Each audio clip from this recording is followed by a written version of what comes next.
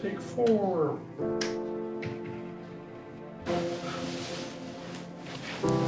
Oh.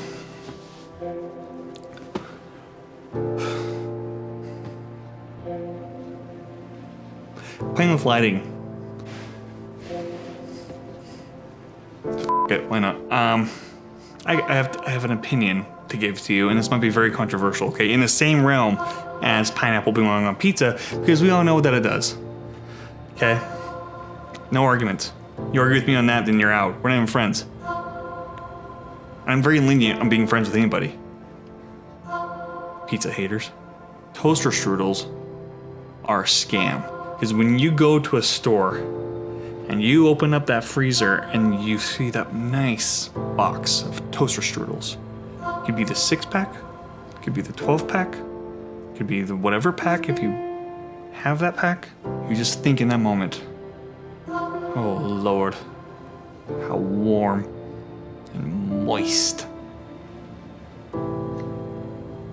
When you buy them and you bring them home with your other groceries, okay, what do? Do you put them straight into the freezer? Or do you just open up the package and slam to it on there? Like, I don't slam them, okay? I'm not that big of a monster, but what I will do is nicely put them in the toaster, like, here you guys go. And then, toaster strudel handle. And then I'll go get my other groceries. And I'll come back and I will eat the toaster strudel. I'm like, oh my God, that was really good. Especially with that cream cheese, that's all frozen and stuff. Oh, that was really delicious. And I'll trick myself. I'm like, well, that was a good breakfast. Maybe I need a snack. Toaster strudel. Maybe I'm too lazy to make dinner. Toaster strudels. And you know what? That box is gone within a week, okay? It's a scam. Even if they give you 2 sleeves, so if you got 12, that box is still gone within a week. 3 days if you're Chaz. That's my opinion, all right? So toaster strudel, if you're watching this, you got me, and I'm on to you, and I will still buy you. Just make more.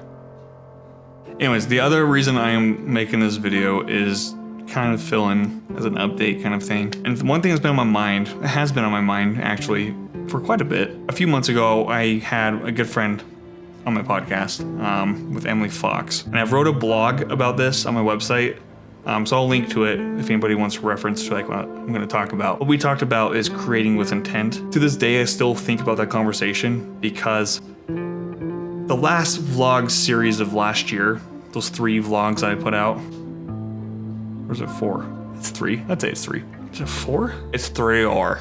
Those vlogs were more about being creatively depressed and having to use quarantine to your advantage to really find yourself and really try to find your true spark in life, It's a lot more optimistic than I am today. It's not that I don't believe in any of what I was talking about in those videos, because I certainly do think a lot of people probably found time to do stuff. But now, I came across an article a couple months ago maybe. This article kind of states that a lot of people might be feeling something similar to depression, but it's not quite depression. They call it languishing. When I read this article, I was literally laying on my floor in my office, staring at my ceiling, talking to my lizard, reading that, and then reflecting on the videos that I talked about the creative depression, right? Because I do think there was a period of being creatively depressed, and I still am. But there's more at play with that, and with that is the eternal feeling of doom. And that eternal feeling of doom is strictly related to what's happening outside of my creative box, right? It's literally real life happening at our hands. Jesus.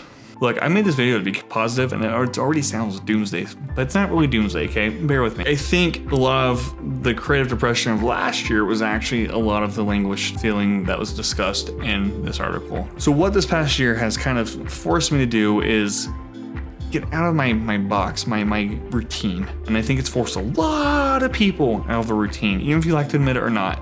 You've been out of your routine. Because it's out of my routine, it forced me to take different outlets to still get the creative juices simmering. So we got the 2 podcasts, Gaggle of Geeks with Patrick Beatty and my Over and Under Artists Exposed. On top of that, I was writing these first drafts, right? And I covered that in my last video, was these first drafts and how I finished 3 at the end of last year. Actually, one of those we had a table read for about a month ago. So, I mean, I've been doing stuff. I'm not giving myself a lot of credit, but it still doesn't feel like it's enough, right? And it goes back to this whole thing about social media. And I touched on this with my last episode with Alicia and John Farmer on the podcast, I think episode 48. I open up about how I actively compare myself to other people on social media because it seems like they're all doing well. They keep posting all these highlights, right? It puts me in a weird spot of like happy for them, but pissed off at myself for not being on that same level. And I think what it is I set these expectations for myself where I'm like, well, if I'm not writing, then am I even doing life properly? Am I doing my full potential? Or am I just wasting it? Am I becoming a mouth breather? Am I utilizing my resources in the best way possible for me to have the best experience in this life? That's what it always comes down to. And then when I'm not doing any of this stuff, when I'm not creating videos, when I'm not doing photos, when I'm not doing podcasts, I'm not writing, when I'm not being creative, it really puts me in this mindset of, oh my God, I'm not living my life to its fullest potential, right? It sucks, but it all comes from comparing myself to other people. But it comes back to Emily's podcast with Living with Intent is, if you create with the intent, it'll be more impactful. So going forward, after having the conversation with Emily, I've kind of had this notion to literally force myself set times that I need to write by, or that I need to read by, or that I need to set a time aside for family. So it feels like I'm slowly getting out of this rut. But then the other night I had this dream, and I know some people might be like, dude, it's just a dream, get over it. But like, dreams are also reflective of your self-conscious, apparently, right? Subconscious, not self-conscious, subconscious. But in this dream, I was trying to pursue further education, and I kept looking at everybody in this library, and they were all studying and just staring at me, and I felt like I needed to do something more. I woke up like with anxiety after that dream, like 5 o'clock in the morning, just full on wide awake. Called my mom up a little bit later that morning, and I gave her the dream, and she's like, do you think that you want to pursue further education because it will force you to do something? And then I thought about it. I'm like, well, yeah. Yes, I do. I need to do stuff. Like, I need to have the deadlines. I need to be pushed. And it's not saying that I need people to push me. It's just I need self-motivation to push me, right? I need to know what's at the end. So with school, the end was a degree. That degree lied. There are no jobs after degrees. Okay, that's a lie. There is, depending on what degree you go into. But unfortunately, fine arts, not a lot to work with. I knew that going in. With that degree, though, it's something that I really very much look forward to, because I thought that would be like the open to all doors, right? And no, it's not. Life doesn't always play nice. Even during this quarantine, after I got fully vaccinated, I thought that being fully vaccinated would be the end of this virus. So much to be said.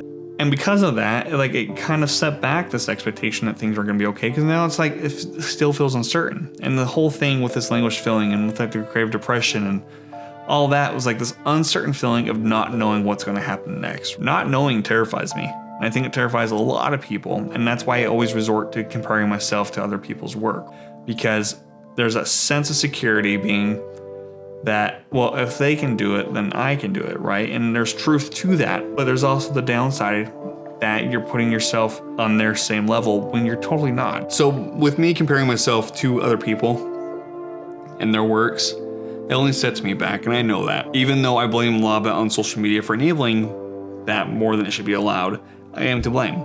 I know that too.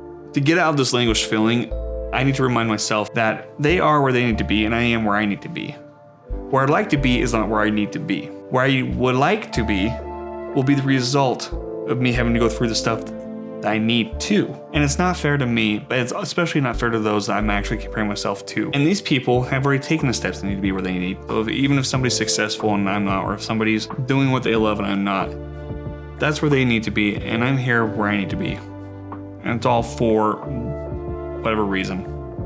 I mean, we figured that out as we go. I wouldn't know any of that. Like, I wouldn't have made any of these connections if I hadn't gone through what I needed to go through. But the truth is this too, is every day is progress.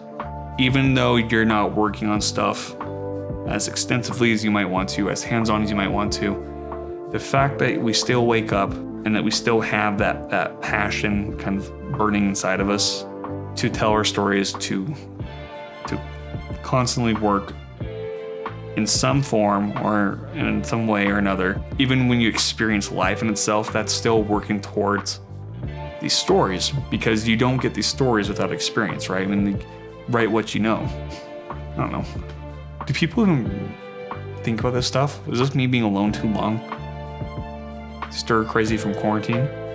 Coming to this conclusion and kind of like connecting the dots in every which way or whatever, it kind of eases my mind to not have as much anxiety and to know that I'm still having fun doing this stuff, the podcast stuff, the whatever stuff, right? I'm still having fun doing all that. It's just a matter of having to trudge through it and eventually break free, hopefully, maybe, blissfully, gleefully. All right, anyway, that's the video. God, that stemmed all from trying to set up these lights and stuff. So hopefully it works out. I'm not gonna set any of these down too right now. I'm gonna keep the settings where they are in case I need to come back or refilm or whatever. So,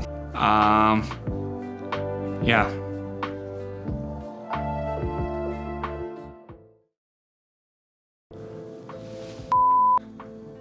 Yeah, basically what I'm trying to say, Jesus. So knowing that social media, guys, okay? Get it right. Social media, not social media. Where am I going with this?